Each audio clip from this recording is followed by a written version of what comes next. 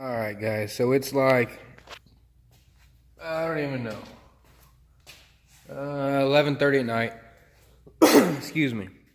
Working on my mom's car here. Keep setting a code for lean fuel trim. And the fuel trim is consistently really lean. Tried my normal spraying stuff around, couldn't find anything. And it's not consistent. Sometimes it does it more than others. She can go days without a problem, or it can be just non-stop issues. So I was checking out a bunch of things. I did all my normal tests, and then I did some reading online looking for normal problems that these things have that maybe outside of dealership employees are finding, or even dealership employees that are putting information out there. And something I found, which I'm not 100% sure yet if this is the problem, but it definitely shouldn't be, is if you watch this intake.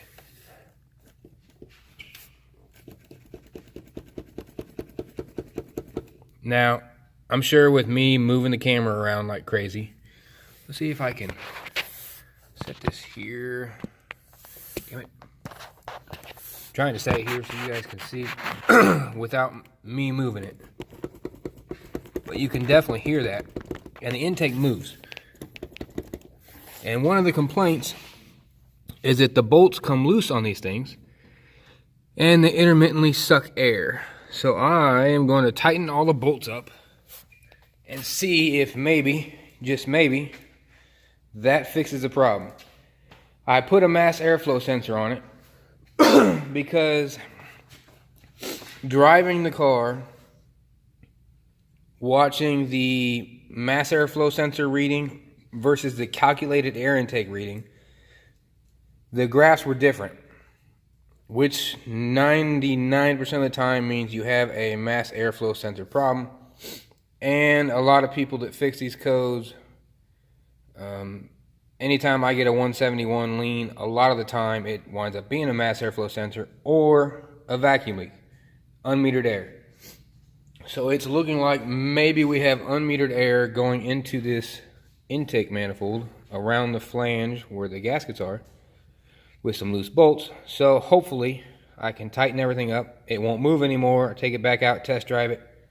Hopefully fix the problem. Because my mom's been fighting this for a while now. She had it somewhere else, I won't say where. They put an oxygen sensor on it. And didn't change anything. Same code, same lights. They charged her. And then they tried to say, well, the oxygen sensor is reading now, but we think now it needs an injector.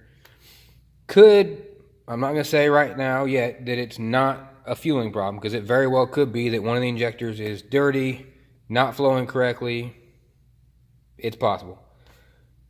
But we're going to check things off the list one thing at a time. I don't really like the whole shotgun approach. I didn't find any vacuum leaks with carb cleaner, and the mass airflow sensor reading was off, so that is why I put a mass airflow sensor on. Now that didn't fix it, I'm diving into it hardcore, because I'm not just going to sit here and say, well, that didn't fix it, so now let's try injectors or something like that. I did an injector balance test, and they all tested about the same. So I wouldn't think it would be an injector, but it could be.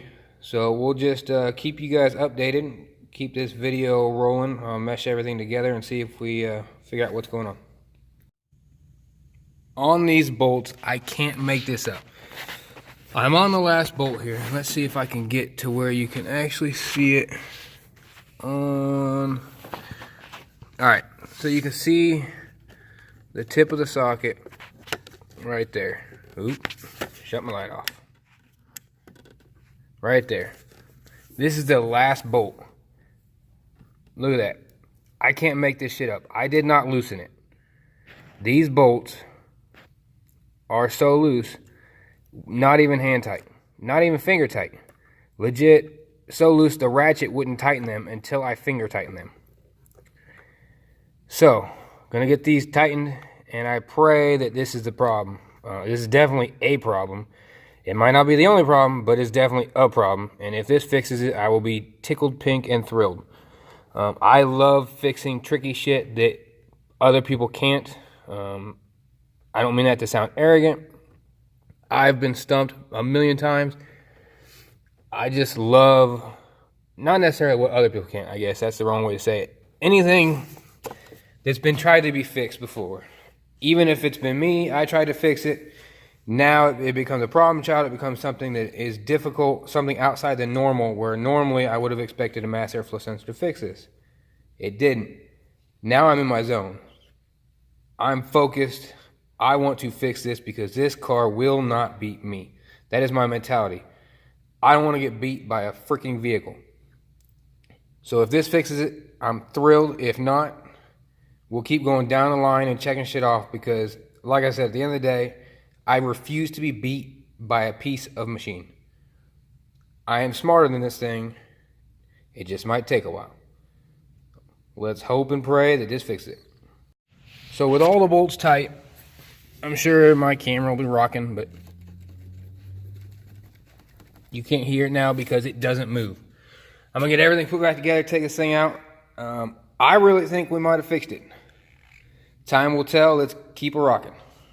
So we've got everything back together.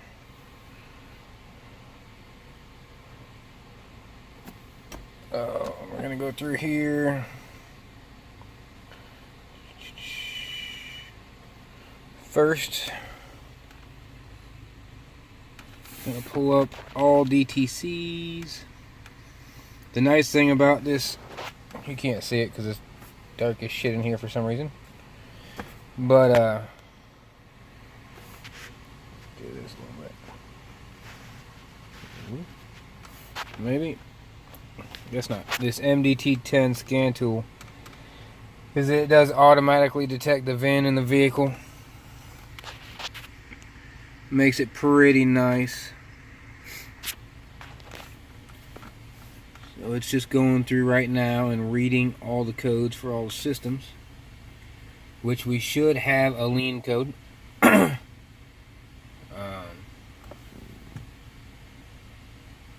It had a P0171 stored in it. So what I would like to do is clear that. And then we're going to go drive this thing while watching some scan tool data. I'm going to have to get a charger because my phone is about to die. And hopefully we no longer have lean fuel trims, because the hope is that we are no longer sucking unmetered air through the sealing surface of the intake. I honestly cannot believe how loose that was. Especially that one bolt. Actually, a couple of them were like that, but that was the only one that I could actually see the bolt, and I thought I could get good on camera, where it legitimately was not even finger tight. Seems like this is taking forever, but I mean, this thing is going through every system in the vehicle and checking it for codes. And there are a lot of systems in this vehicle. She's not a top of the line Malibu, but she is fairly nice. I always liked, personally, this. If it was mine, there'd be a little baby Glock tucked up in there for oh shit situations. Legally tucked up in there. I have to say that. Alright, so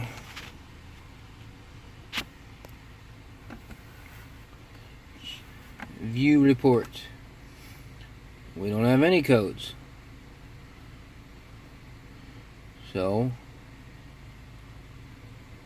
apparently I cleared it before I shut the car off and forgot. Whoopsie. But we'll go in here to data stream, engine, automatic transmission. Go in here to fuel trim data. We will have to select the data we want to see. This thing is just having a hard time picking this up once it changes. So I want to see short-term fuel trim, long-term fuel trim, I want to see calculated airflow and mass airflow sensor. And you can look at it like that. Or, what I like to do, expand it so it's a little bigger. And then calculated airflow versus mass airflow sensor. I like to change it here to a graph. For me, personally, I just like the look of the graph better. I think it's a lot easier to see if one goes up and one goes down, and it still has the numbers you can read. As you can see there, the long-term fuel trim is super high, but I believe that's from before. So another thing I want to do is go in here, go to special tests, engine, automatic, and I want to reset the fuel trim. Hit reset, hit continue.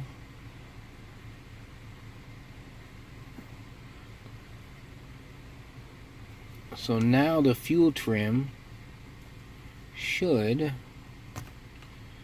be reset, hopefully.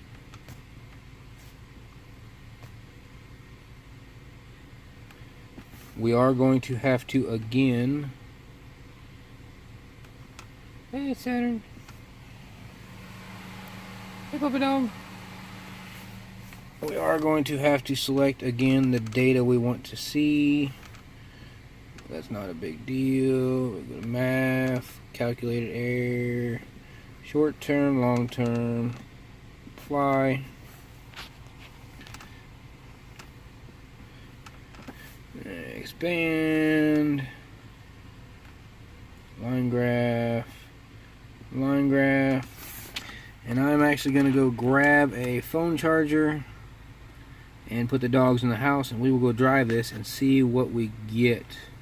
That long-term fuel trim did not reset, but the short-term isn't going high, so I'm just going to guess that it's not going to change until we go out and drive it, and we'll go do that and see what we get. Alright, so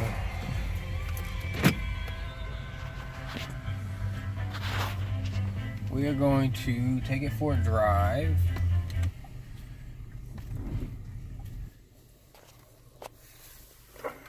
Shut the garage door. Put on my seatbelt so we don't show bad behavior. Oop.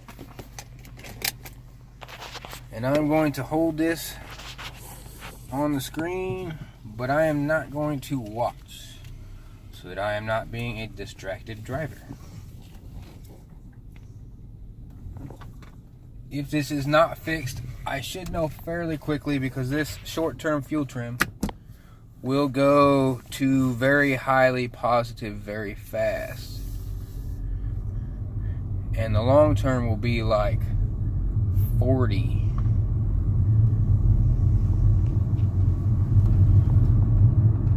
I gotta say, so far, I'm liking what I see. The fuel trim is bouncing around quite a bit, but it should go positive, negative, positive, negative.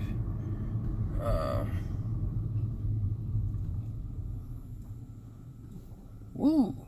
Spiked there a little bit. I'm gonna keep driving this thing and come back and we'll see what we get. What's going on, everyone? Wanted to do a quick follow-up. If I stumble over my words at all or anything, I apologize. It's like 5 a.m. I've been working the shop all night.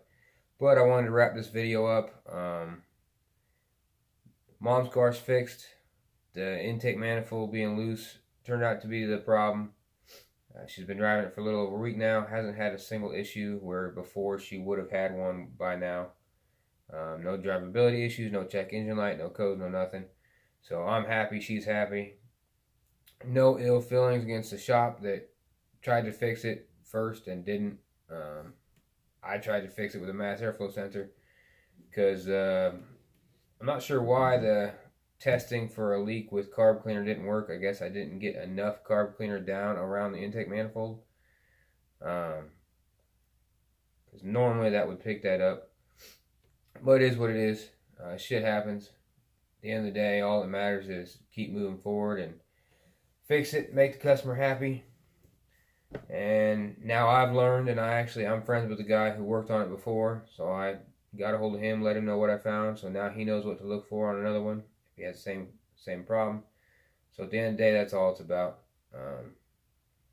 For me, I like challenges.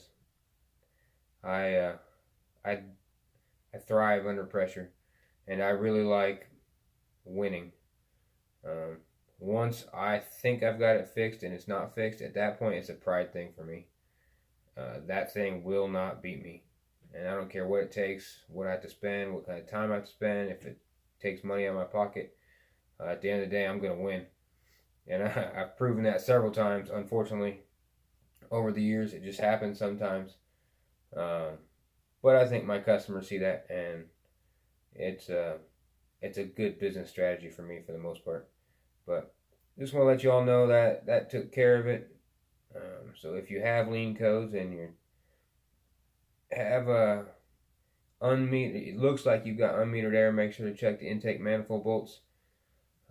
They get very loose. Pull that top cover off, move the intake. You'll know if it's loose. But that's about all I got for you guys. Dustin McKee Automotive LLC, pursuing excellence with creative vision. As always, get after it.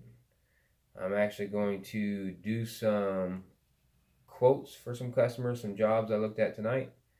And then it's about time for the wife to get home from third shift here in a couple hours, and then it's bedtime. Get some rest, short sleep, get up, get some stuff done, and then probably take it easy tonight. I got a few jobs I got to get done, but been short sleeping for like 3 or 4 days now. Need to catch up. You can only do so much. But have a good one. Take it easy. Thanks a lot.